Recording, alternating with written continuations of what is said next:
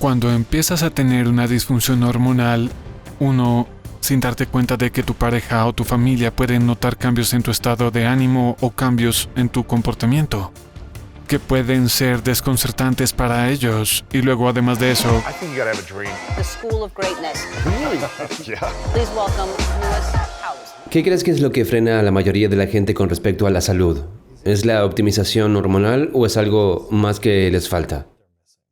lo más común que frena a la gente es que muchas personas tienen síndrome metabólico.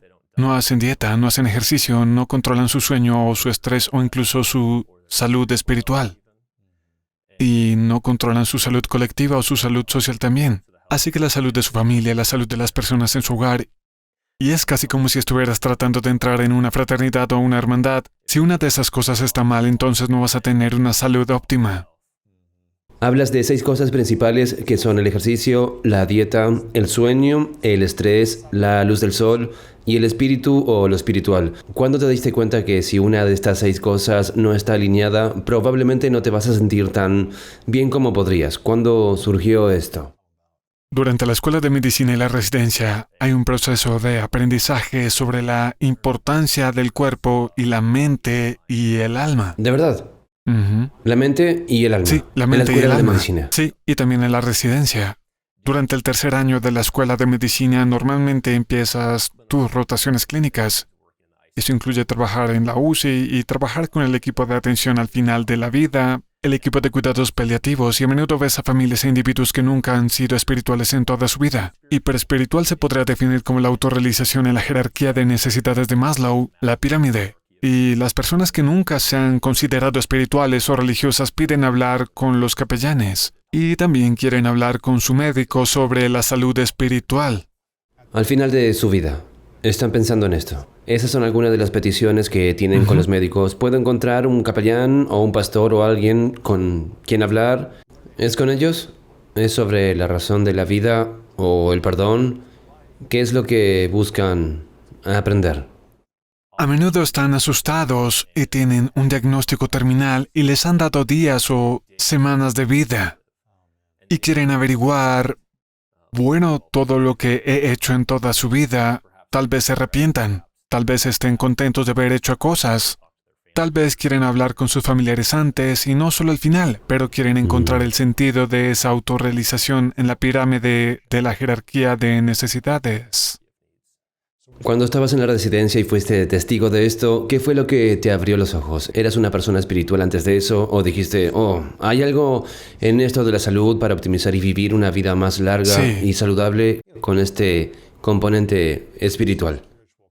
Sí, soy cristiano y soy espiritual. No me consideraría religioso, pero creo que cada ser humano tiene un alma. Y también que todo ser humano tiene un propósito.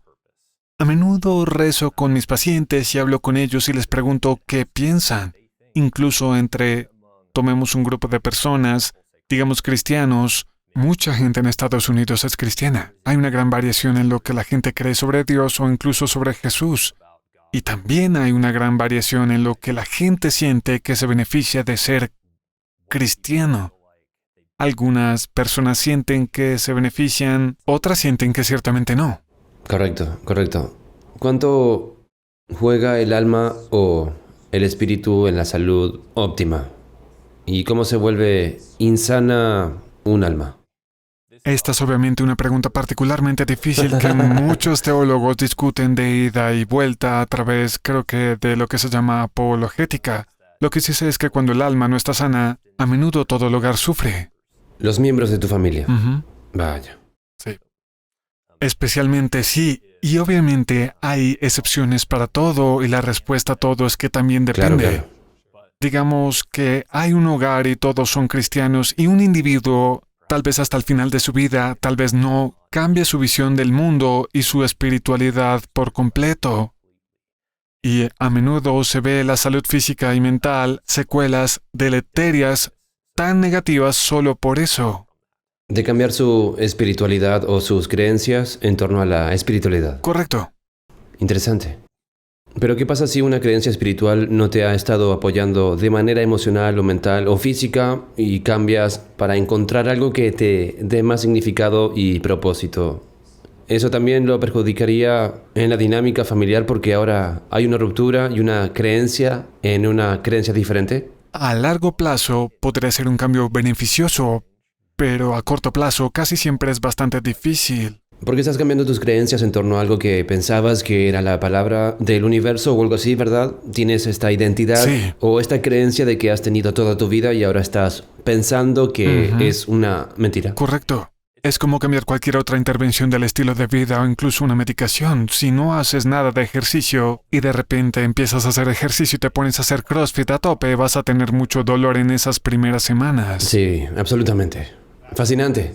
El espíritu es algo que empezaste. Bueno, obviamente creciste estudiando, pero luego en la residencia empezaste a darte cuenta de que esto es una parte masiva de lo que la gente piensa cuando están enfermos terminales al final de su vida. ¿Cómo empezaste a implementarlo o a integrarlo en tu práctica médica? Empezó simplemente con la petición de los pacientes. Los pacientes suelen preguntar a su médico, bueno, ¿qué te parece? ¿O vas a rezar conmigo? ¿O harás X? Y uno hace lo posible por satisfacer esas peticiones. De hecho, así es como empecé a trabajar con las hormonas, porque la patología hormonal es muy rara y a menudo los pacientes piden ayuda o incluso laboratorios con ella. Y si haces un análisis de las hormonas de alguien, están muy agradecidos. Del mismo modo, si simplemente rezas por un paciente, les digo que no soy experto, pero que estoy encantado de hacerlo contigo, también están muy agradecidos. Cuando haces la prueba de las hormonas, ¿cuál es el tipo de pruebas que la gente hace para obtener resultados sobre sus hormonas y cuántas hormonas diferentes hay para probar? Sí, una sinopsis general de las hormonas es que hay varios tipos diferentes, pero hay hormonas peptídicas que son hormonas formadas por cadenas de aminoácidos, por ejemplo la hormona del crecimiento. También hay hormonas de base estéril como los estrógenos, las progesteronas y los andrógenos como la testosterona. Y también hay hormonas basadas simplemente en aminoácidos. Por ejemplo, la hormona tiroidea se basa en la tirosina, y las hormonas son solo moléculas de señalización. No hay nada mágico en ellas, pero hablan entre los sistemas de órganos e incluso dentro de los sistemas de órganos. Hablar entre sistemas de órganos se llaman hormonas endocrinas. Hablar dentro del mismo sistema de órganos se llama autocrina o paracrina cerca.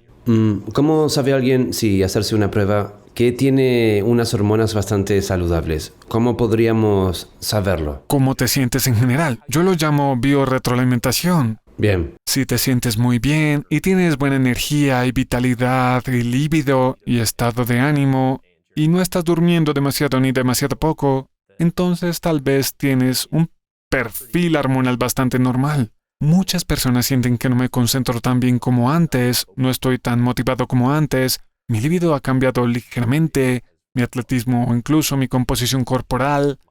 Y cuando eso ocurre, es muy difícil adivinar tu perfil hormonal sin hacerte un análisis de sangre. ¿En serio? Tienes que hacer un análisis de sangre, tomar todas las muestras y ver dónde están las deficiencias. Si un sector de las hormonas es deficiente, ¿está impactando en las otras hormonas del cuerpo también? ¿Bajan o pueden tener hormonas realmente sanas en el sector y luego insalubres en otro? Es posible tener hormonas saludables en un área y no saludables en otra, pero el proceso de hablar entre sí se llama inhibición de retroalimentación. Se puede tener una retroalimentación negativa en la que disminuyen las hormonas que se producen. Por ejemplo, el estrógeno puede tener una retroalimentación negativa para la producción de testosterona y también puede tener una retroalimentación positiva donde realmente la aumenta en un ciclo. Interesante. Pero parece que si no haces ejercicio, si llevas una mala dieta, si duermes muy poco, si estás demasiado estresado de forma negativa, no con las tensiones positivas, si estás todo el día dentro de casa, no te da la luz del sol y tu brújula espiritual no tiene dirección moral, entonces probablemente afectará a todas tus hormonas en algún momento. Si una de esas cosas está apagada, probablemente afectará a las hormonas, ¿no es así? Sí, es probable que así sea y de nuevo la respuesta a todo es depende. Claro. Pero es muy común arreglar cualquiera de esas modalidades que esté apagada y es por eso que escribo recetas para el estilo de vida. Así que una receta de nutrición o una receta de ejercicio Realmente creo que la comida es una medicina y las medicinas originales estaban basadas en alimentos y hierbas, Sí. y el ejercicio también es una medicina. ¿Es el sueño una medicina? ¿Es la luz del sol una medicina? Sí, yo diría que sí. Probablemente en un menor grado. La dieta y el ejercicio tienen un efecto un poco más poderoso porque tu dieta está reconstruyendo cada célula de tu cuerpo continuamente. Y la forma en que te ejercitas es la forma en que funciona la máquina. Si te sientas en un auto en un garaje, tal vez podré pensar en una analogía deportiva también. Supongo que las carreras también son un deporte. Sí, sí, por supuesto. Pero si te sientas en un auto en un garaje, entonces no va a funcionar Correcto, bien. correcto. ¿Cuáles son los 5 alimentos que recomendarías para optimizar tus hormonas? Si los comieras consistentemente, moderadamente, ¿estos apoyarían el crecimiento de la salud de tus hormonas? Para las personas de los países desarrollados, que supongo que son la mayoría de nuestros oyentes, yo diría que la fibra sería el número 1.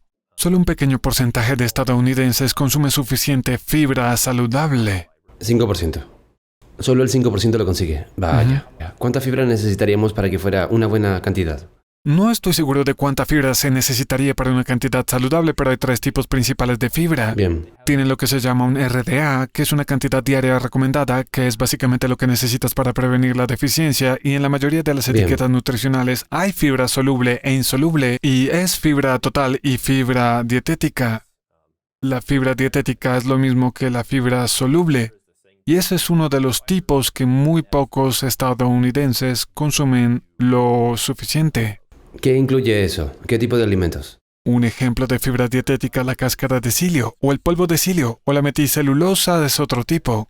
La mayoría de los alimentos tienen una combinación de fibra soluble e insoluble.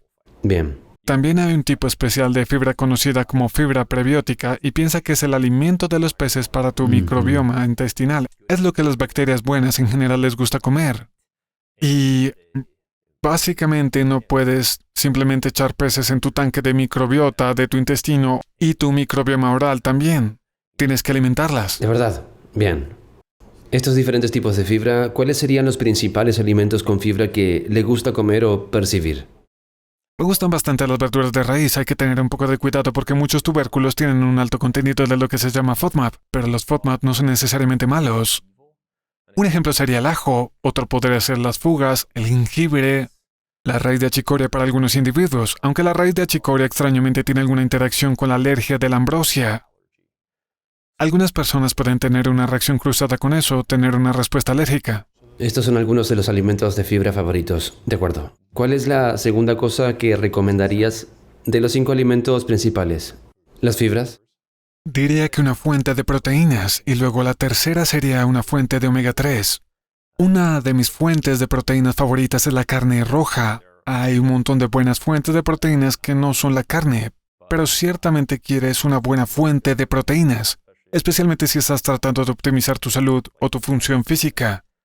Ciertamente es posible obtener todas las vitaminas y nutrientes necesarios sin tener carne en la dieta. Y también es posible obtener suficientes omega 3 sin tener pescado en la dieta. Pero puede ser difícil. ¿De verdad? Sí. ¿Cuánta proteína de carne comes?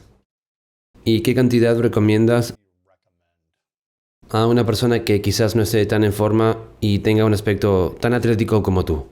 Personalmente, yo como casi probablemente no 1 gramo, pero casi 1 gramo por cada libra de peso corporal, por día. Por día. Lo cual es extremadamente alto, pero también me gustan mucho las proteínas y trato de comer fuentes que sean relativamente magras porque la mayoría de la gente, si solo le dices a la persona promedio que salga y diga que vaya a comer 1 gramo por cada libra de peso corporal, que es 1 tonelada, y la mayoría de la gente no necesita esa cantidad, entonces simplemente consumirá demasiadas Entiendo, calorías. sí. ¿Cuánto pesas tú?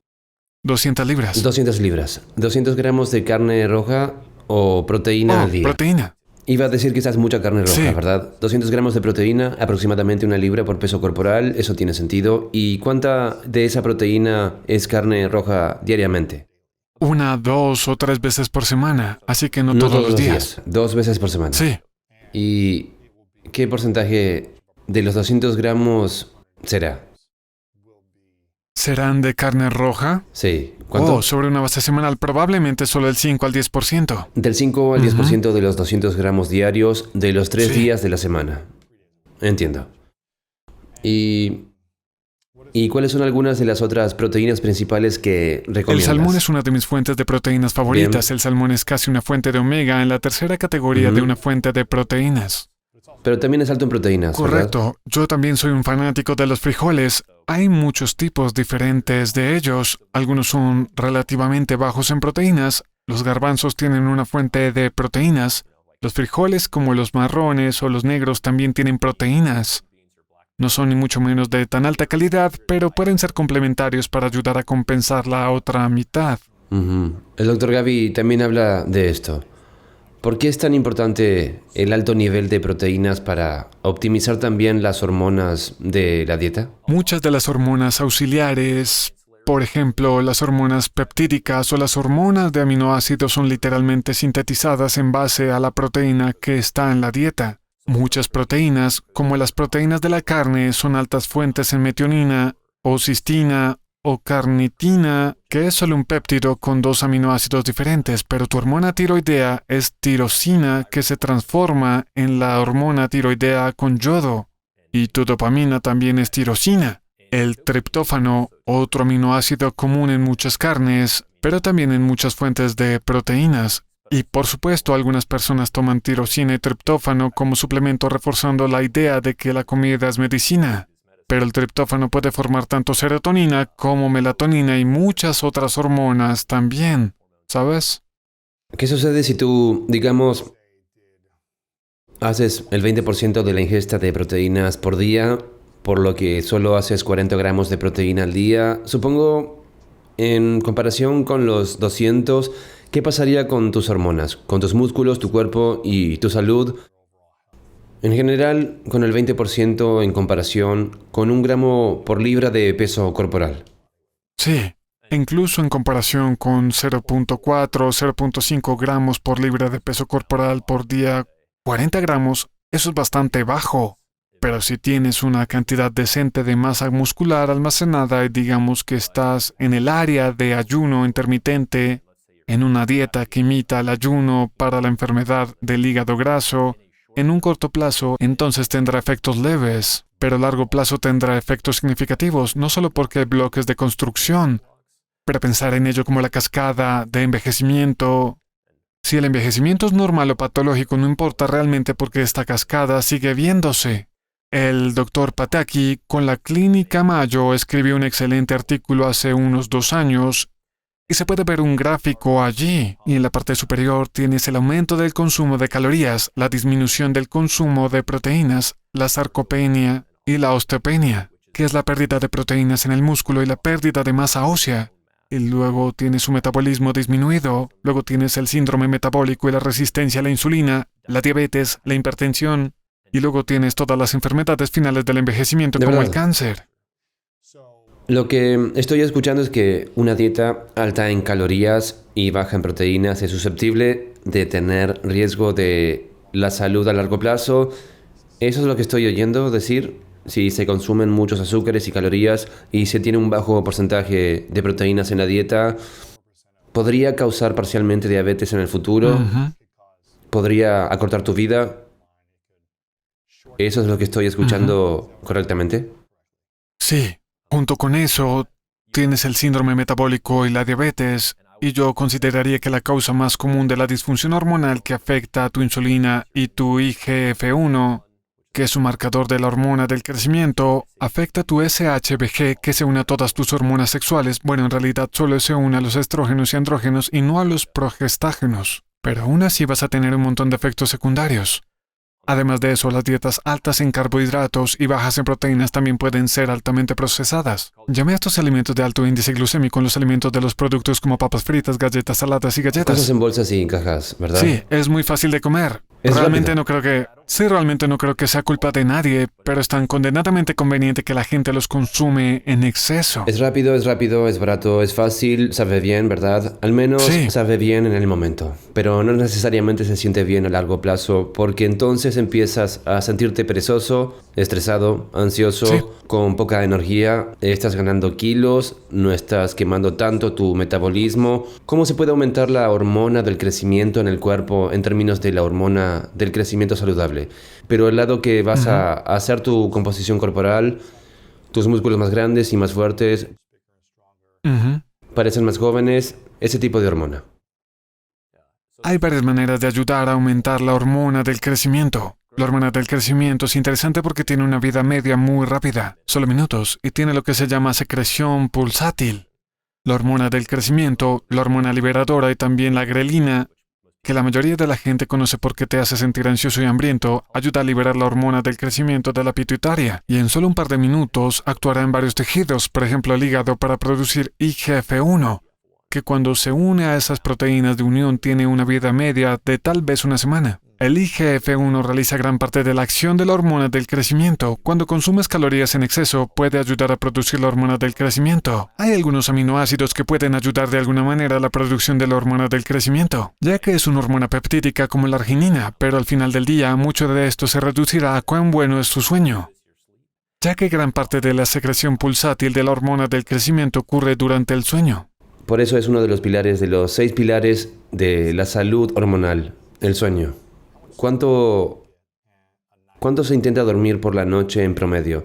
¿Y qué importancia tiene también la calidad del sueño? Alrededor de 7 a 8 horas por noche, tanto la calidad como la cantidad son especialmente importantes. No soy un científico del sueño, hay muchos buenos por ahí, pero cuando se mira el sueño, incluso si eres uno de los individuos que tiene una predisposición genética a dormir muy poco, eso puede también afectar tu salud, incluyendo tu salud hormonal, especialmente durante mucho tiempo.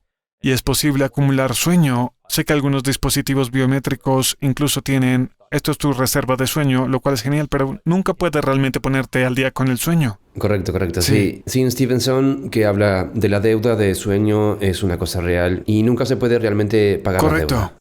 Puedes volver a un estándar de donde estás ahora y tratar de optimizar desde ahí, pero si haces 20 años de dormir muy poco, realmente no puedes recuperar eso. Va a ser difícil.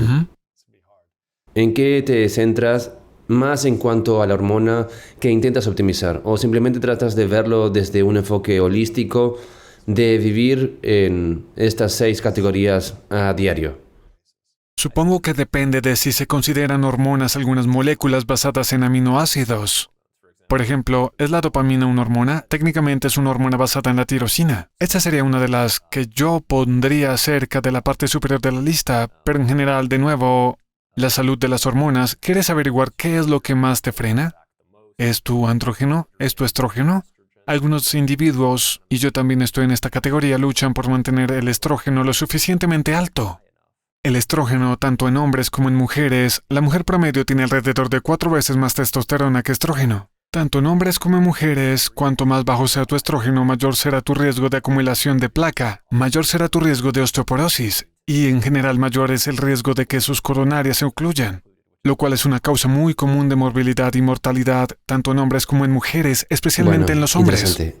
Quiero completar los 5 alimentos. Me estoy saliendo del tema. Has dicho fibras, proteínas y omega 3. ¿Cuáles son los otros 2 que recomendarías? Ya que hemos cubierto nuestros aminoácidos esenciales y nuestros ácidos grasos esenciales y nuestra fibra, que casi siempre se agota, yo diría que estos 2 no son tan importantes, pero para mí pondría el tiempo de los carbohidratos o tal vez la falta de carbohidratos. Por la mañana me gusta no comer demasiados carbohidratos porque siento ese pico de insulina y el pico de glucosa y la caída. Algunas personas pueden ser muy sensibles a la insulina y ser más propensas a esto, y también puede causar lo que se llama marea alcalina, donde el ácido del estómago produce un pH extra. Pero muchos alimentos pueden causar esto también. El momento de los nutrientes, y luego si eres más sensible a la insulina o tu insulina es muy baja, la insulina es una hormona particularmente anabólica. El momento de una comida antes de un entrenamiento o incluso después de un entrenamiento puede ser útil. Yo diría que ese sería el número 4. Y luego el número 5 diría que evitar el alcohol. Si bebes alcohol, una cantidad muy pequeña no hay una deuda de alcohol como hay una deuda de sueño que yo sepa, pero incluso en cantidades moderadas puede ser perjudicial para tu salud a largo plazo y algo a corto plazo también. Tratando de limitar eso yo diría, para la persona promedio, 2 o 3 veces al mes. ¿Sabes? Entiendo.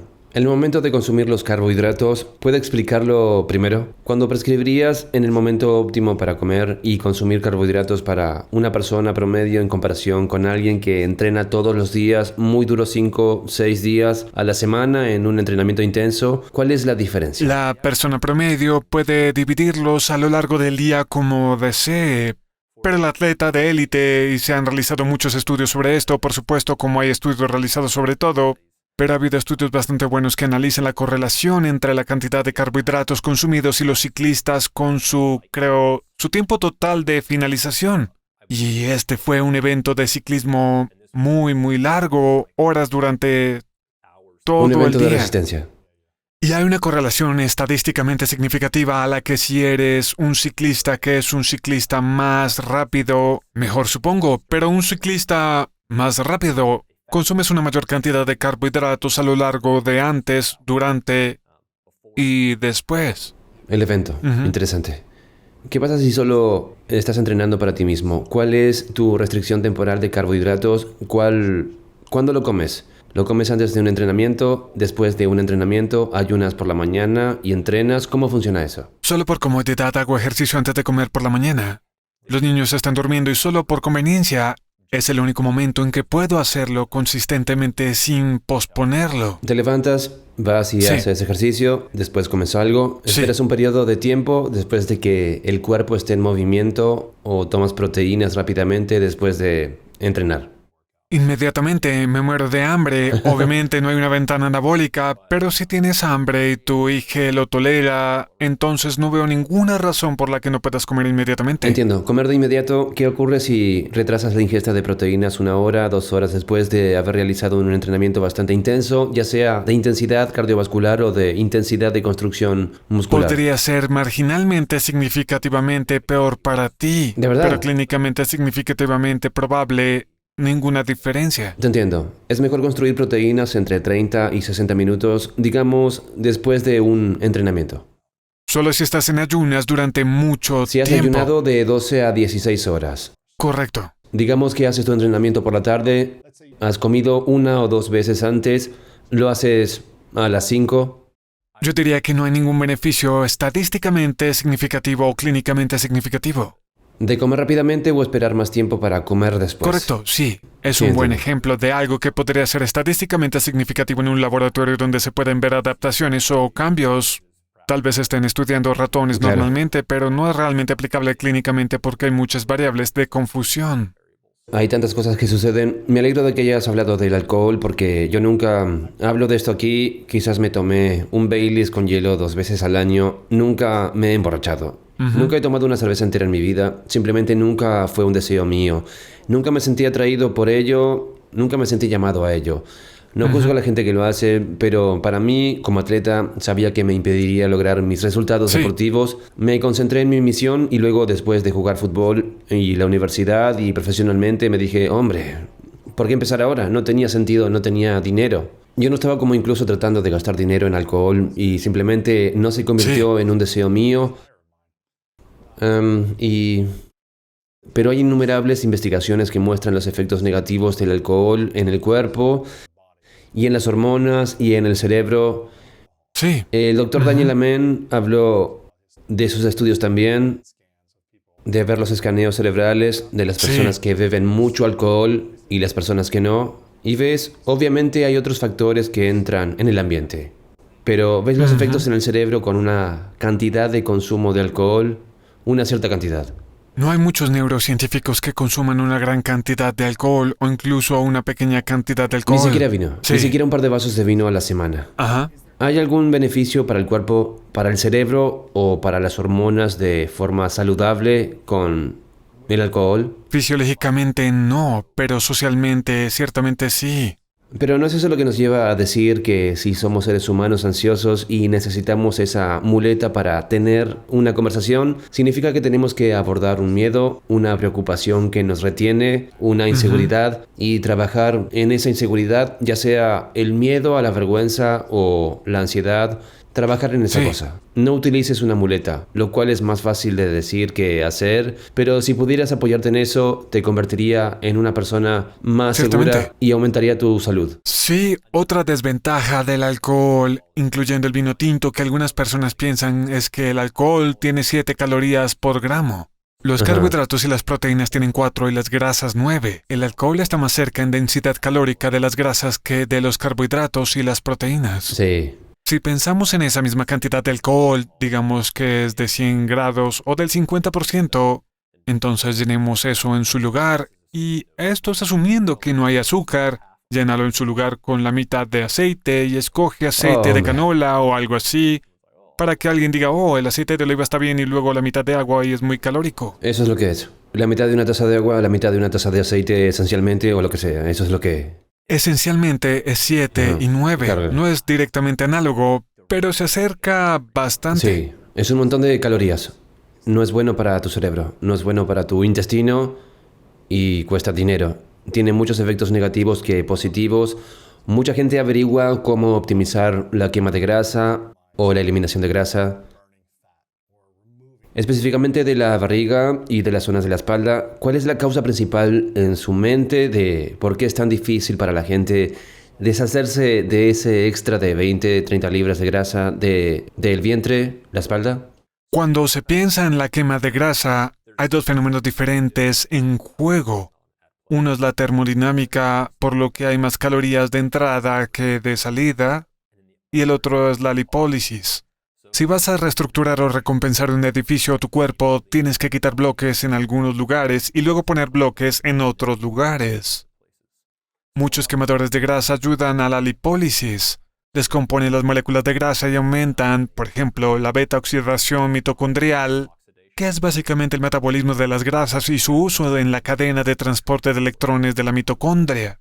Los detalles no importan realmente, pero eso es esencialmente el centro de poder de tu célula y puedes hacer eso todo lo que quieras.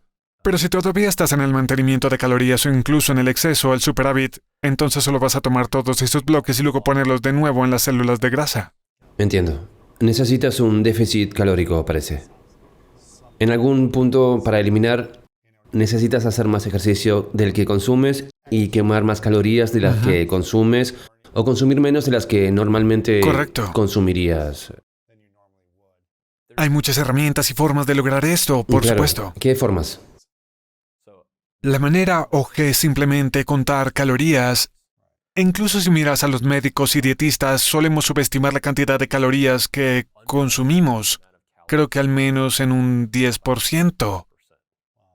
Y sobreestimamos la cantidad de calorías que quemamos en un 10%. Creemos que quemamos más. Correcto. O no lo estamos haciendo. Incluso los médicos y los ¿En serio? dietistas. Y creemos que estamos comiendo menos, pero siempre hay calorías ocultas en algo, o tal vez no lo pensaste perfectamente, o era una talla más grande, o algo así. Sí, es cierto, bien. Esa es la forma original de contar las calorías. ¿Recomiendas esa estrategia? Para algunos individuos es particularmente útil. La mayoría de las veces que veo a un paciente en mi clínica, y mucho de lo que hago es medicina de la obesidad, estoy certificado en medicina de la obesidad, ellos ya han hecho eso.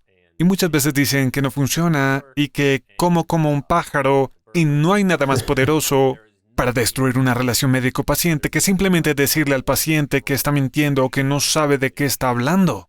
No es útil empujar ese ángulo de vector. Eso es solo Sí. una herramienta. Y hay muchas herramientas en la caja de herramientas. Para algunas personas, ya sea genético o epigenético, o simplemente su situación en la vida, o su salud mental, o su salud hormonal, hace que sea muy difícil para ellos perder peso, casi como si fuera más difícil para alguien en la arena rápida salir. Puedes enseñar a una persona a cavar, esas son tus intervenciones en el estilo de vida, pero también debes darle una pala para que te ayude. Esto no significa necesariamente que le tires una pala, Claro. pero ahí es donde entran los medicamentos y los suplementos para tratar la resistencia a la insulina, o la salud mental, o la salud hormonal para ayudar a darles la herramienta para que lo hagan ellos Bien, mismos. el contar calorías funciona para algunos, no funciona para todos. ¿Qué otra cosa sugerirías que hicieran entonces o que has visto que ha sido realmente efectivo de forma consistente para las personas con las que has trabajado?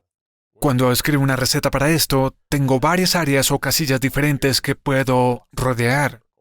Y una de ellas es el número de comidas por día. Una de ellas es los macronutrientes, por ejemplo, los carbohidratos. Una de ellas es el horario de las comidas. Una de ellas es la velocidad de las comidas. Hay un montón de estrategias para desarrollar buenos hábitos de velocidad de alimentación.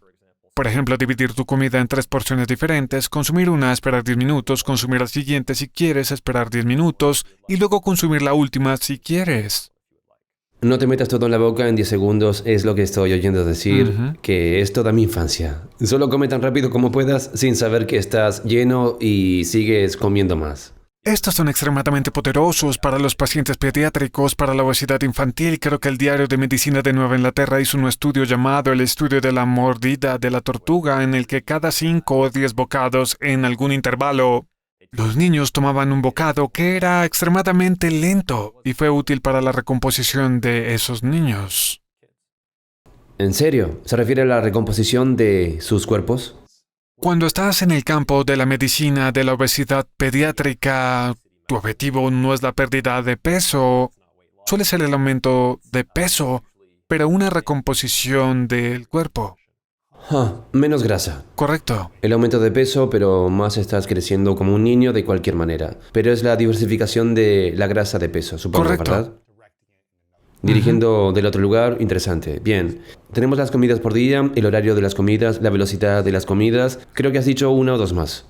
El horario de las comidas que incorporaría el ayuno intermitente, que es más una herramienta de salud que de pérdida de peso. En las comidas por día, el tiempo de la velocidad de Estoy comer. seguro de que hay otras herramientas, Claro. pero son las que me vienen a la cabeza. Si estuvieras diciendo, oye, escucha, no quiero contar las calorías, probablemente no voy a hacer lo del ayuno intermitente, no voy a comer más lento o dividirlo en 3 cosas, eso parece demasiado trabajo para mí. Pero comeré una comida menos al día o solo comeré una cierta cantidad de comidas y entonces estaré esencialmente en ayuno intermitente en ese proceso. Pero si lo miro como, ok, ¿cómo serían mis comidas por día? Si quisiera consumir un poco menos de calorías, obviamente voy a sentir hambre, pero ¿cuándo puedo hacerlo donde no voy a querer picar calorías extra? ¿Qué sería eso? ¿Saltarme la cena? ¿Qué es lo que parece? Yo diría que no se coma después de la cena y ni siquiera te preocupes por quitar una comida, no comer después de las 7 p.m. Dicho esto, si se quita una comida, ya sea el desayuno o el almuerzo o la cena, no es útil en absoluto para la pérdida de peso o la composición corporal. Eliminar una comida no es útil. Correcto. De forma aislada, eliminar una comida no es útil en absoluto para la pérdida de peso. ¿En serio? Es realmente una intervención por razones de salud si usted se beneficiaría de eso. Menos señalización mTOR, menos señalización de crecimiento en las células en general, o más de un respiro donde el sistema inmunológico de su cuerpo tiene la oportunidad de ir a través del resto de tus células y ver si hay anormal. Bien. Para la mayoría de los individuos, a menos que les guste hacer eso por la claridad mental o cualquier beneficio, a algunas personas realmente les gusta saltarse el desayuno. Pero muchas personas, sobre todo las que luchan con el síndrome metabólico, tienen otras patologías. Hay varias nuevas. Está el síndrome de comer dormido, en el que comes, estás durmiendo, te despiertas y entonces comes y ni siquiera te De das verdad. cuenta realmente. Ves que hay una bolsa de patatas fritas y literalmente ni te acuerdas, casi como Vaya. caminar dormido. Y también está el comer de noche, donde consumes casi todas tus calorías entre la cena y la hora de acostarte. Estos individuos también trasnochan. Son patatas fritas, aperitivos y otro tipo de calorías vacías, ¿verdad? Correcto, pero no desayunan. De verdad. Helado, galletas o lo que sea. Sí, Sí. ese es el momento en el que realmente podrías, si dejas de comer después de la cena, comer menos calorías. Y eso suena como que todavía estás en el mantenimiento uniforme, no tienes un déficit calórico, ¿correcto? A menos que comas menos en cada comida. Correcto, y obviamente es posible estar en un déficit y hacer eso también. Pero eso es tu mayor beneficio, es no comer nada después de la cena. Dado que la sociedad valora las cenas familiares y también las cenas sociales con los colegas y demás, sería muy difícil decirle a todo el mundo que deje de cenar. Pero si quisieras diseñarlo perfecto en un laboratorio, al estilo del show de Claro. Truman, como quieras llamarlo, no comer después de las 15, sería aún más beneficioso. ¿Para perder peso? Por razones de salud. No por pérdida de peso. No creo que tenga ningún efecto con la pérdida de peso. Quizás sí, pero que yo sepa no se ha estudiado. Entiendo. Es realmente porque podrías seguir consumiendo todas tus calorías por la mañana y por la tarde antes de las 3 del día. Podrías seguir consumiendo muchas calorías, es lo que estás diciendo. Todavía tendrías que reducir la cantidad de calorías en esa ventana de tiempo y entonces solo estarías ayunando intermitentemente por más tiempo. Lo que ayudaría a los beneficios de la salud y tal vez, supongo, ayudaría a limpiar algunas de las células muertas y regenerar nuevas células. Ese tipo de cosas. Pero no es necesariamente la pérdida de peso. Es lo que estoy oyendo decir, pero al final del día parece que es un déficit calórico. Sí, y es solo una cuestión de ayudar a proporcionar a los individuos las herramientas que funcionarán mejor para ellos. Para algunos pueden necesitar una pala y para otros pueden querer o necesitar una retroexcavadora. Claro, claro. No parece que hayas estado nunca fuera de forma. ¿Has tenido alguna vez sobrepeso?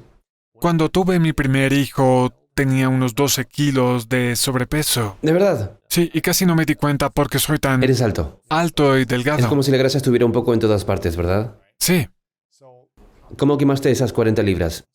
¿Qué hiciste? eliminé todas las calorías líquidas, Sí. comí alimentos de baja densidad calórica, pero de alta densidad nutritiva. ¿Cómo qué? ¿Estos 5 tipos de grupos de alimentos? Un montón de salmón, me encantan las espinacas, comí muchas espinacas, eso entraría en la categoría de fibra. Me encantan las zanahorias, aunque las zanahorias no tienen mucha fibra dietética, son solo fibra vacía, insoluble, si se quiere, no totalmente, por supuesto. Pero no son muchas calorías. Sí. Y unos meses después volví a mi línea de base. ¿En serio? Sí. ¿40 libras en unos pocos meses? Ujú. ¿Solo cambiando la forma de comer? Mi mayor intervención fue eliminar todas las calorías líquidas y no tomar más de 2 bebidas calóricas, ya sea un café con un montón de crema. Aprendí a gustar del café negro durante ese tiempo y todavía lo hago, pero no más de 2 bebidas calóricas al mes. Interesante, porque algo como un café, que es un montón de gente que habla de ayuno intermitente como una prueba de balas que todavía tiene un montón de calorías, ¿no? No conozco el perfil de macronutrientes del preparado a prueba de balas, pero creo que es principalmente proteína. Bien. La única excepción a esto para algunos individuos podría ser un batido de proteínas y probablemente querrías consumirlo por la mañana en lugar de por la noche. De esta manera puedes tener el beneficio de algún grado de supresión del apetito. Algunos batidos de proteínas como la caseína, que es una interesante para hablar porque también puede afectar la prolactina y a algunas personas negativamente. Si su prolactina es demasiado alta, la caseína puede aumentarla. Pero la caseína también se digiere muy lentamente y tiene una gran cantidad de aminoácidos que activan la mTOR. Durante tu ventana de alimentación a lo largo del día, si consumes tu caseína al principio de la ventana de alimentación, entonces podrá ser útil para proporcionar saciedad y también ayudar con el anabolismo. Pero si lo consumes al final de tu día, entonces vas a cortar esencialmente tu periodo de ayuno. Si te tomas un batido de proteínas después de las 8, digamos que alguien hace ejercicio de forma constante y hace un entrenamiento por la mañana y por la tarde cena, pero luego sigue teniendo hambre y dice, bueno, déjame hacer un batido de proteínas, son 150 a 200 calorías, pero son de 20 a 40 gramos de proteína. ¿Estás diciendo que al tener las calorías se está extendiendo la ventana de alimentación, por lo que no te permite quemar más esas calorías, o qué estás insinuando?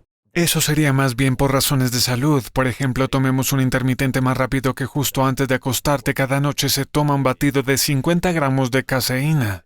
Eso es esencialmente hacer su ayuno intermitente por razones de salud sin valor, porque su mTOR sigue muy activo durante muchas horas por la noche. Sin embargo, si estás buscando el beneficio de la saciedad específicamente de la proteína, si tu batido tiene solo proteína en él, entonces eso va a ayudar a proporcionar algún grado de saciedad. ¿Quieres decir que no tienes hambre? Ujú. Sí. Sí. Y obviamente hay muchos factores en esto. Uno que ha recibido mucha prensa recientemente es el llamado GLP-1. Hay todos estos medicamentos diferentes como la semiglutida, que son agonistas del GLP-1. Y si nos fijamos en los carbohidratos aumentan el GLP-1 muy rápidamente. El GLP-1 se produce en muchas áreas, pero gran parte es el intestino y también el páncreas. Y luego la grasa aumentará muy lentamente, pero aumentará el GLP-1 durante mucho tiempo, y las proteínas están en algún punto intermedio. De estas 6, ¿cuál es la que más afectará a las hormonas si te descuidas? Si tienes las otras 5 en las que estás haciendo un gran trabajo, pero descuidas tu nutrición y y todos son alimentos procesados y bebidas azucaradas altas en calorías, Ujú. o no haces nada de ejercicio, pero comes perfecto y haces todo lo demás perfecto, no duermes tanto, o tu estrés está por las nubes, sea lo que sea, donde no tienes brújula espiritual. ¿Cuál crees que te perjudicará más si las otras 5 son geniales y una está desincronizada? Yo diría que la dieta y el ejercicio son los que más te perjudican por igual. Sin embargo, el ejercicio ligeramente más agudo, verás 1.000 millones de estudios diferentes y muchos de ellos hablan de la liberación de cosas como la testosterona o la hormona del crecimiento durante o justo después del ejercicio. Pueden dar un poco de efecto, pero mucho de eso es autocrino o paracrino, por ejemplo. Hay diferentes tipos de IGF-1, que es la secuela de la hormona del crecimiento. Cuando uno mira esos estudios, pueden afectar hasta cierto punto de forma aguda y mucho de eso es solo cómo te sientes a largo plazo, por lo que si de repente dejas de hacer ejercicio frente a dejar de comer una dieta saludable, te afectarán relativamente igual. Los efectos hormonales del ejercicio son más fáciles de ver en la fase de tiempo agudo y tal vez estas cosas sean en su mayoría científicamente significativas, pero no clínicamente significativas. Claro, Pero hay claro. datos muy claros y estadísticamente significativos al respecto. ¿Cuál crees que es el mayor riesgo para los hombres y el mayor riesgo para las mujeres en los próximos 5 a 10 años de lo que está sucediendo en el mundo, el medio ambiente, la forma en que la gente está comiendo, la forma en que la gente no está moviendo sus cuerpos? ¿Cuál es el mayor riesgo? Yo diría que probablemente es relativamente similar. El mayor riesgo desde hace tiempo es el síndrome metabólico y parte de ello es no salir al exterior. Una de las S es la luz solar, y eso abarca la exposición al calor y al frío y al caminar y el simplemente estar en el aire libre. Los seres humanos están destinados a estar al aire libre, y lo hemos estado durante mucho tiempo. Ahora tenemos estos maravillosos ambientes artificiales, pero no es necesariamente bueno para la salud. Y en los últimos años hemos estado más que nunca en el interior, sin socializar y sin salir al exterior. Eso va a ser combustible en el fuego del síndrome metabólico. ¿Qué significa el síndrome metabólico?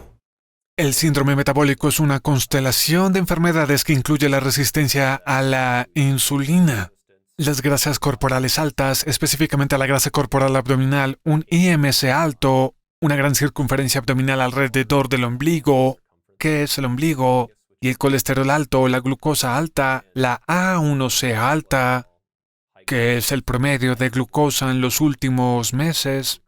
Y todo esto es el síndrome metabólico, también conocido como prediabetes, que tienen entre los 40 y 50% de los estadounidenses. Y muchos de ellos no Vaya. lo saben. ¿Casi el 50% de los estadounidenses tiene prediabetes? Correcto. ¿Cuándo se llega al punto de prediabetes? ¿Es el IMC? ¿Es algo más? Hay un par de maneras de comprobarlo. Uno es 2 glucemias diferentes en ayunas, realmente en ayunas, por encima de 100. Esa no es una buena manera de comprobarlo. Una mejor manera de comprobarlo es un A1C, que es la molécula de hemoglobina que está glicosilada, por lo que tienes una glucosa unida. También se puede comprobar con una prueba de tolerancia a la glucosa, que es bastante buena, o cosas como la fructosamina o la albúmina glicosilada.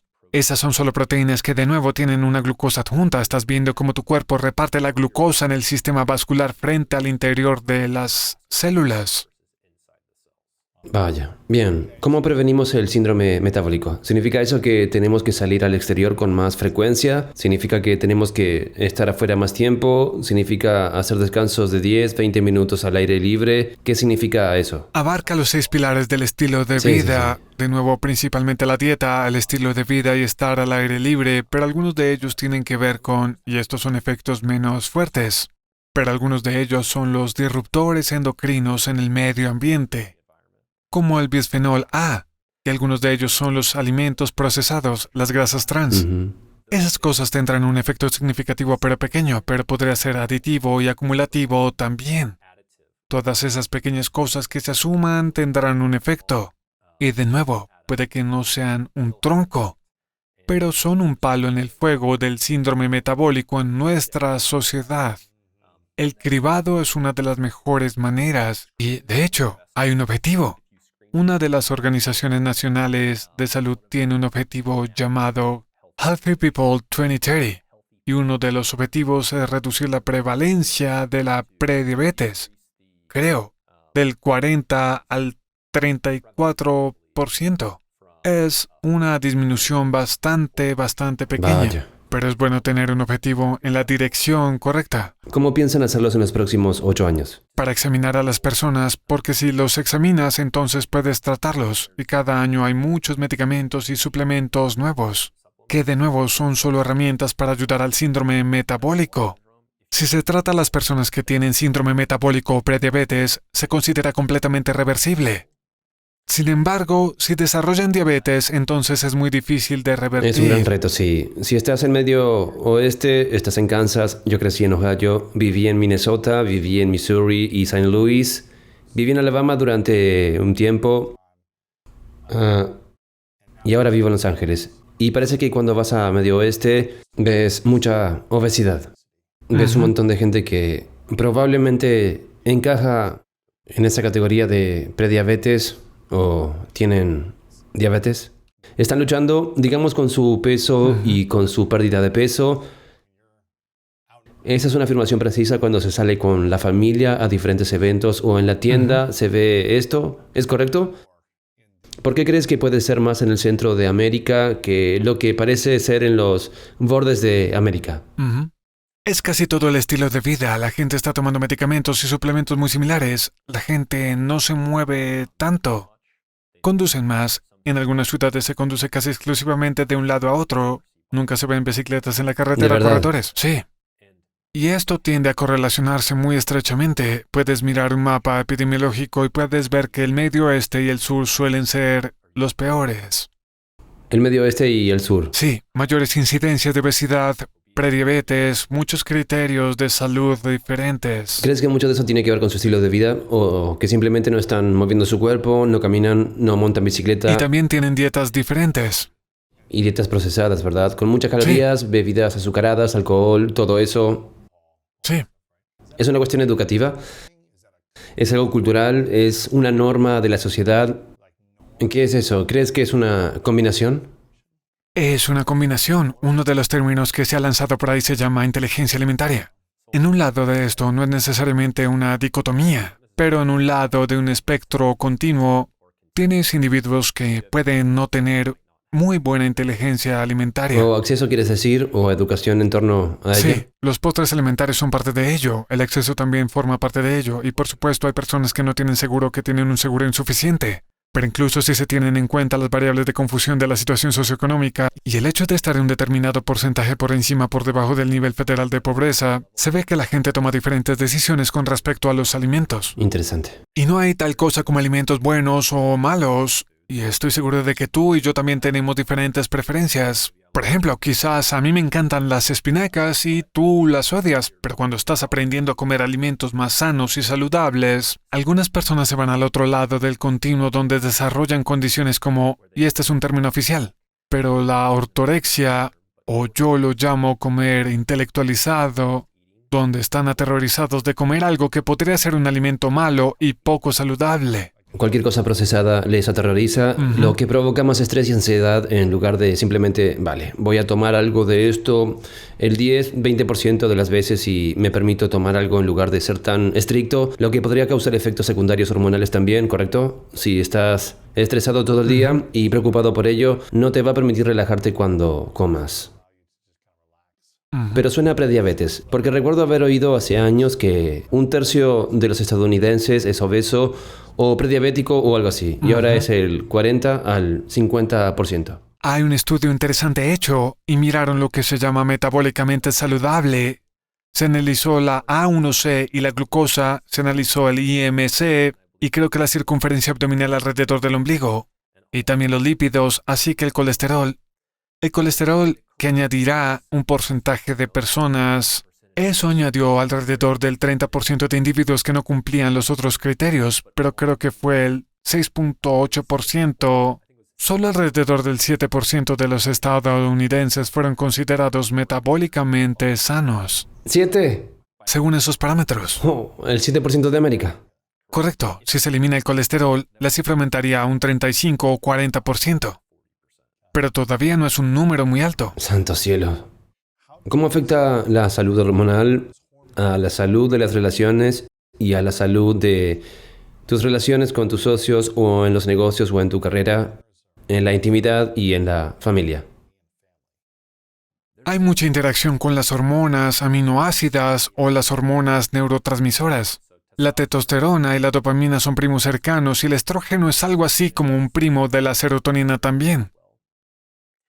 Y cuando empiezas a tener una disfunción hormonal, uno, sin darse cuenta de que su pareja o su familia podría notar cambios en su estado de ánimo o cambios en su comportamiento, que podría ser desconcertante para ellos. Y luego, además de eso, algunas personas asumirán lo que llamamos el papel del enfermo. Y eso está muy interesante cuando se trata de la salud de los hombres, porque cuando se analiza la salud mental, cosas como la ansiedad, el estrés como término general o incluso la depresión, a los hombres no les gusta ir al médico. Yo diría que la mayoría de las veces le pregunto al hombre qué lo trae y me dice, la esposa me hizo venir. Claro. Pero aparte de eso es que el varón no quiere asumir el papel de enfermo. Es casi, este es un término demasiado fuerte, pero se están autolesionando pasivamente al no querer ir al médico. Saben que algo va mal, pero no quieren ir porque no quieren ser vistos como débiles asumiendo ese papel de enfermos. Interesante. Podría dañar la relación con seguridad si no estás dispuesto a cuidar de las hormonas, si no estás dispuesto a comprobarlo, si te sientes que algo está mal y te ocupas de ello. Estoy viendo que los hombres, hablando de los hombres, el conteo de esperma está bajando en el país. Supongo que probablemente en el mundo también la testosterona ha bajado, como el conteo de esperma de todos, ¿sabes? Y hay otras cosas que suceden en los hombres. Está todo relacionado con estos 6 elementos también y con sus hormonas y cómo pueden los hombres empezar a recuperar su reencuentro de esperma y testosterona de forma saludable.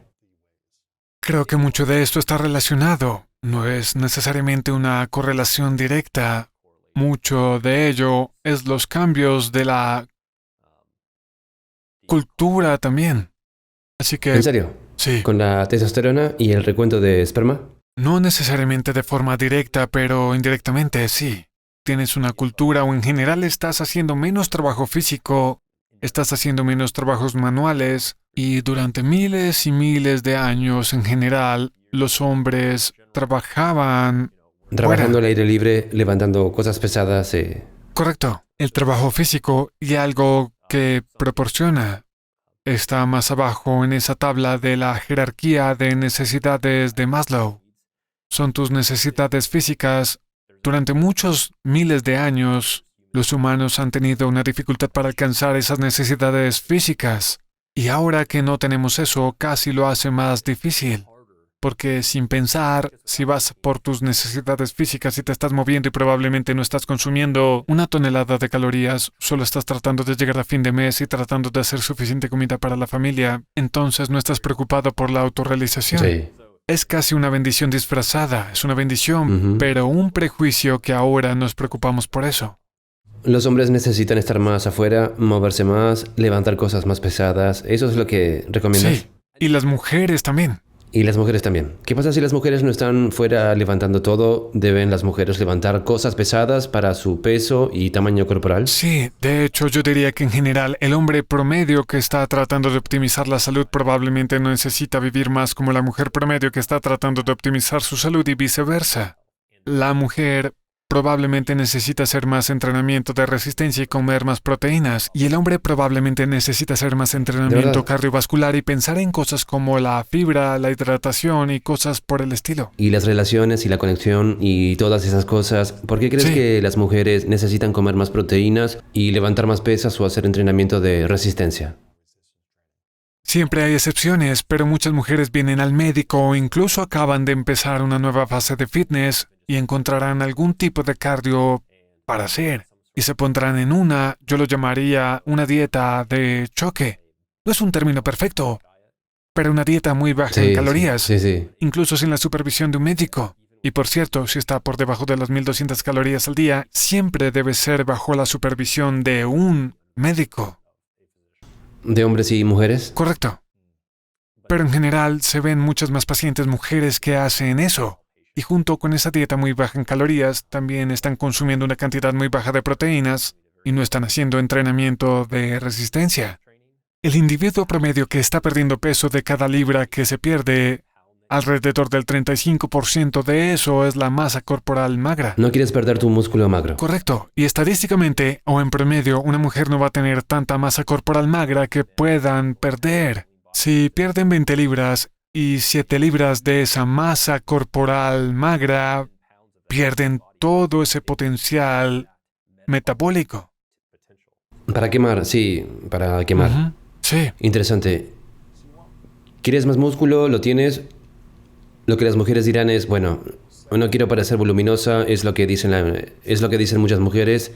No quiero Sí. parecer un hombre, no quiero ser voluminosa o tener esos enormes músculos, pero quieres tener una cierta cantidad de masa muscular magra que ayudará a tu metabolismo, te ayudará a quemar la grasa Sí. más o procesar la grasa en el músculo y así, sin ese músculo magro, estás perdiendo todos los beneficios adicionales para Sí. la salud. A menos que una mujer se inyecte esteroides anabólicos, el levantamiento de pesas o el entrenamiento de resistencia no va a hacer que se vean más voluminosas. Puede que se vean más voluminosas que la mujer promedio en línea de base, pero... ¿Quién no hace ejercicio? Correcto, Sí. correcto.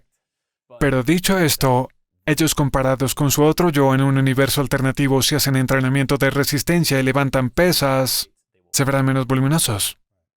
¿Cómo son tus entrenamientos entonces? ¿Es uno al día? Y si estás en la fase, estoy tratando de perder 20 libras, tener un hijo en la que estés, ¿es 2 al día, algunas Sí. veces a la semana para ayudar a quemar calorías adicionales? ¿Qué te parece a ti? Rara vez hago 2 al día. Y como atleta, tal vez haces más ejercicio que yo, pero trato de hacer ejercicio por lo menos 2 veces a la semana. Y me siento mejor cuando hago ejercicio de 5 a 6 veces por semana o incluso 7 veces por semana. A veces es especialmente difícil si hay niños enfermos o hay que hacer muchas tareas. A veces se puede hacer ejercicio Sí. haciendo las tareas de la granja o cuidando las gallinas o el jardín, pero no es lo mismo. Sí, sí. No es lo mismo. Voy a llevar las bolsas alrededor de las manzanas un par de veces durante 10 minutos hasta que tenga que tirar a la basura o algo así, sí. Sí, no es lo mismo. Haz algunos ejercicios de rizos mientras caminas por el patio trasero o por la calle principal para dejar las bolsas. Sí. Incluso los trabajos manuales pesados como cortar leña no reemplazan la necesidad de hacer ejercicio. De verdad, ¿cuánto tiempo se ejercita si es ideal? ¿Se tiene todo el tiempo del mundo? ¿Cuánto tiempo sería?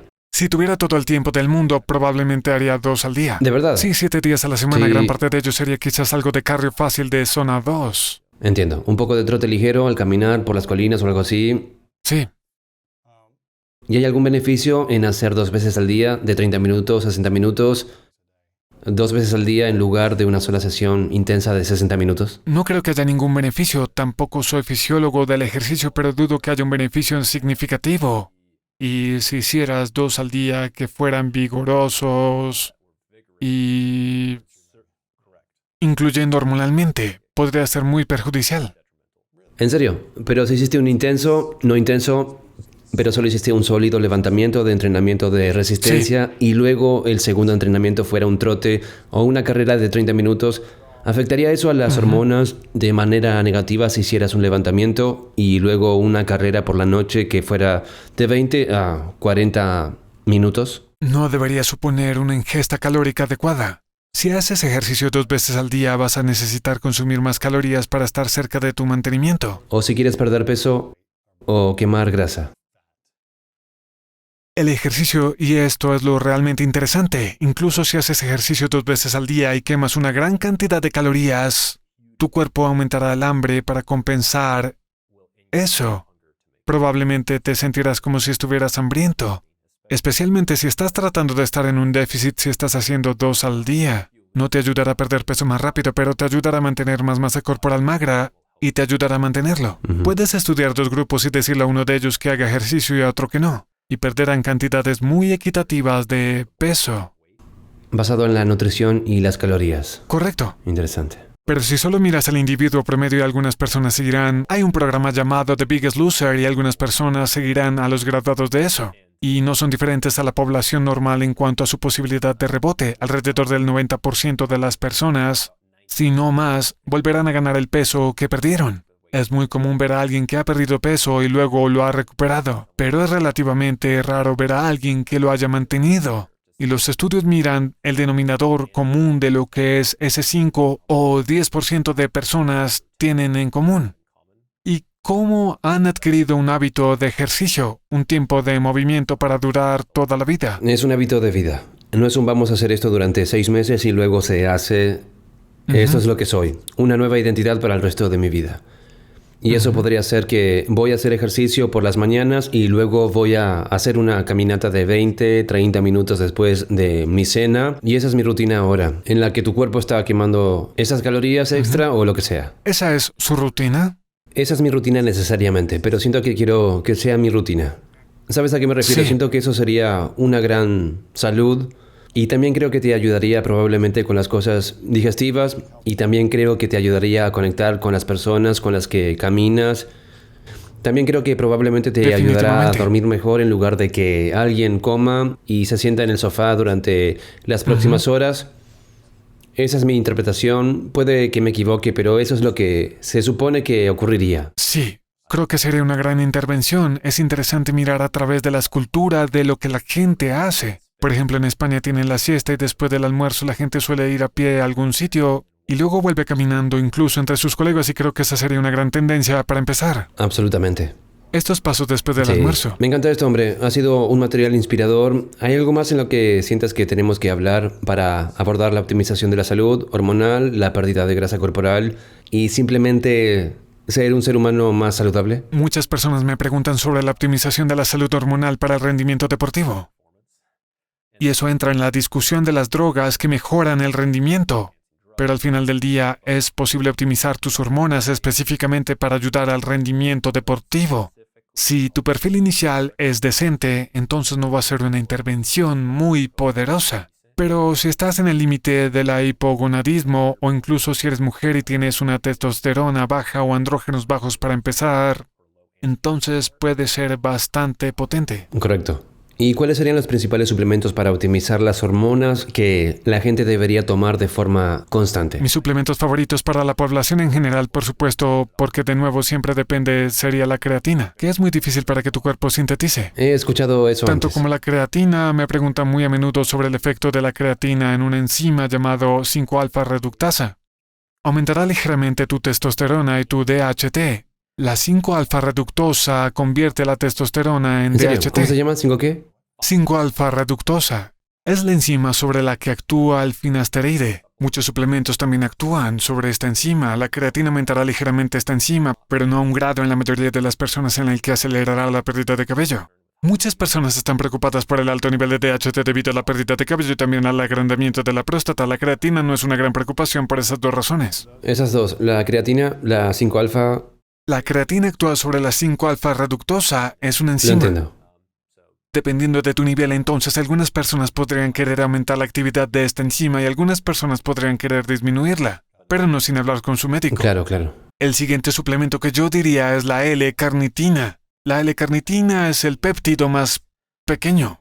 Es una terapia de péptidos, supongo. También se puede tomar, pero no está muy disponible vía oral. Son solo 2 aminoácidos que están juntos y también puedes inyectar L-carnitina. La L-carnitina se encuentra en la carne roja. Por eso se llama carnitina, la misma palabra base de la carne. Pero aumentará la densidad de un receptor de andrógenos en el citoplasma, incluso con el mismo nivel de testosterona. Puedes hacer más con ella. Y entonces también aumentará la cantidad de energía que se empuja dentro de su centro de energía de la célula, que se llama la mitocondria. Bien. ¿Y algo más? Yo diría que otra mención de honor es asegurar que la cistina y el glutatión están optimizados. Algunas personas solo toman glutatión por sí mismo. Es el principal antioxidante del cuerpo y tu cuerpo normalmente lo convierte en su forma activa cuando está dentro de la célula. Pero se pueden tomar precursores que pueden ayudar potencialmente. Esto es inspirador, Kyle. Estoy muy agradecido de que estés aquí y de que compartas tu sabiduría. Quiero que la gente te siga antes de que haga el último par de preguntas. Pueden ir a gillettehealth.com o también seguirte en Instagram, Kyle Gillette MD. Tienes mucha sabiduría, enseñanzas y microcontenido allí que puede ayudar a la gente también. Respondes a un montón de preguntas. Es un material realmente poderoso. Tienes una clínica también en Kansas City, cerca de Kansas City, donde estás ayudando con muchas de estas cosas también. Ustedes traen a los pacientes y suena como que prescribirán muchas cosas antes de la medicina. Es lo que estoy escuchando que dices en esta clínica. Harás una revolución. Prescribirás una de estas 6 cosas y cosas que pueden hacer para optimizar a través de la comida y el ejercicio. Luego, si es necesario un medicamento, lo recetarás. ¿Eso es lo que estoy escuchando? Yo lo describiría como un cuidado holístico. Se cuida al individuo y hacemos todo lo posible para proporcionarle lo que pueda necesitar cuando se une a nuestra clínica, ya sea a través de la telemedicina o en persona en Kansas City, o con suerte ambas cosas. En esencia se convierten en buenos amigos, casi como una familia para nosotros. Y nos preocupamos mucho por todos ellos y queremos que tengan la máxima calidad y cantidad de vida. También haces telemedicina, así que si alguien no está en Kansas City, ¿pueden ser pacientes a través de una llamada o cómo funciona eso? A menudo es así. Nos gusta ver a la gente en nuestra clínica de Kansas City y de hecho acabo de publicar un artículo sobre telemedicina en la revista MSL. La población de pacientes que no puede ver a su médico en persona cada vez está más desatenida. Y a menudo también no tienen seguro o tienen un seguro insuficiente. A menudo viven en unas zonas rurales, pero quizás también en una gran ciudad. Y ya sea por el tráfico o por el tiempo, conduces 30 minutos, esperas una hora y finalmente ves al médico y has perdido todo el día. Mientras que si se trata de telemedicina, tal vez sea solo un seguimiento o un seguimiento de laboratorio y rápidamente se puede contactar con él. Y se ahorra mucho tiempo. Nunca va a ser tan bueno como una visita en persona donde se puede hacer un examen físico si es necesario. Pero los dos juntos estás consiguiendo una visita donde esa persona probablemente no tendría atención médica en absoluto. Sí, es mejor que nada. Sí. ¿Y cómo puede la gente acceder a eso? ¿Simplemente van a tu sitio web y pueden inscribirse y llamar?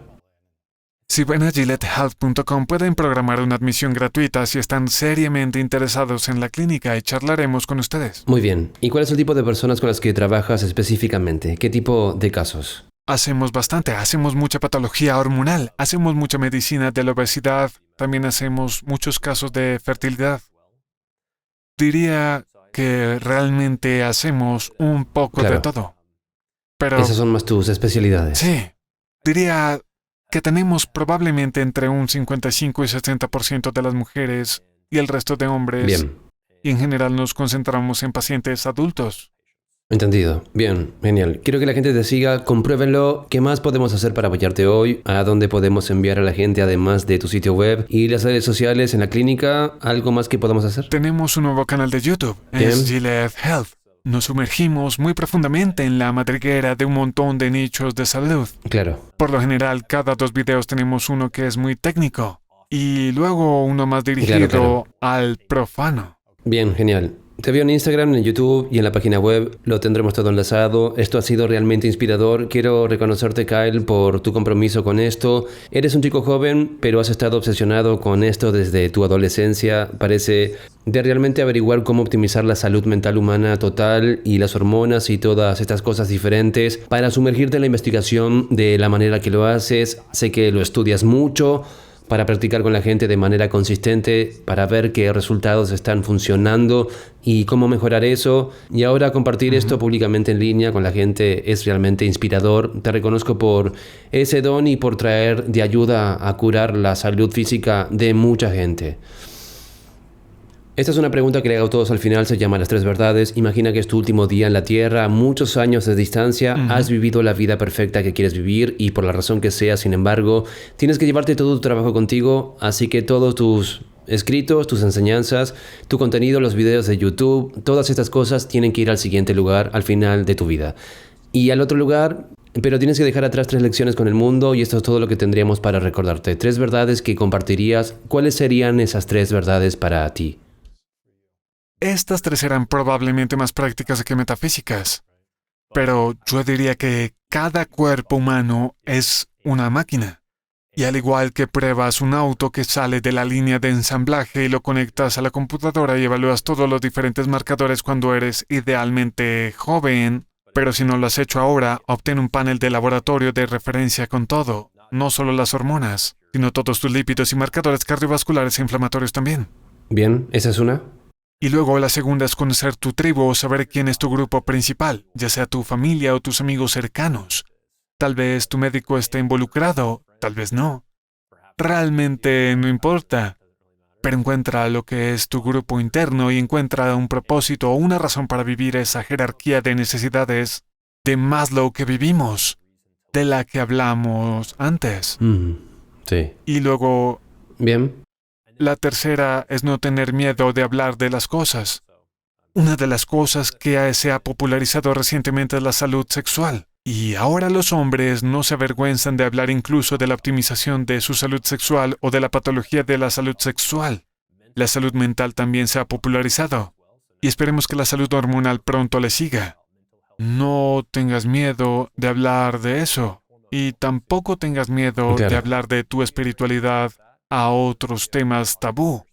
Una buena conversación solo traerá lo que es la sinergia y este beneficio para lo que significa ambas partes. Sí, me encanta. Son geniales. Kyle, última pregunta para ti. ¿Cuál es tu definición de grandeza? La definición de grandeza es lograr algo de lo que te sientas muy orgulloso, así que tal vez sea diferente, pero lograr algo de lo que recordarías y no te ¿Qué arrepentirías. es algo de lo que estás orgulloso de lograr? Creo que estoy orgulloso de poder compartir mis pensamientos. Soy yo. No estoy interpretando un personaje, estoy orgulloso de poder sentarme en un podcast como este y decir, bueno, uno, que soy médico y que estoy dispuesto a analizar tus hormonas y que la gente debería hacerlo más. 2, que soy cristiano. 3, que tengo una familia.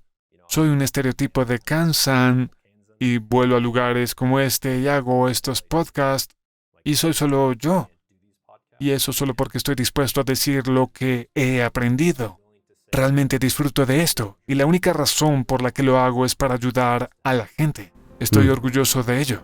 Me encanta eso, hombre. Gracias, Kyle.